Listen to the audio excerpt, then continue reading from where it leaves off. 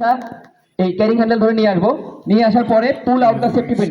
P প্রথম হচ্ছে PA pass, পাসের প্রথম হচ্ছে P, pool out the safety pin. আমি সেফটি পিনটা খুলে ফেলবো। সেফটি পিনটা খুলতে অনেক সময় এদিকে এদিকে মোচড় দিলে খুলে যায়।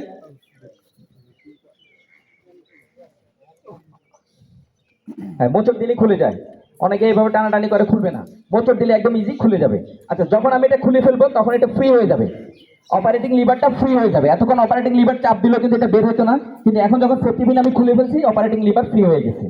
ঠিক আছে, এখন কিন্তু চাপ পড়বে। এখন আপনাকে সাবধান, আগুনে যতক্ষণ 2 থেকে 3 মিটার দূরে না যাবেন এতক্ষণ এটা আর চাপ দেওয়া যাবে না। চাপ দিলে এটা আউট হয়ে যাবে। আচ্ছা, তাহলে আমি প্রথমটা বললাম পুল আউট দ্য সেফটি পিন। আমি সেফটি পিন নিয়ে নিলাম, খুলে ফেললাম।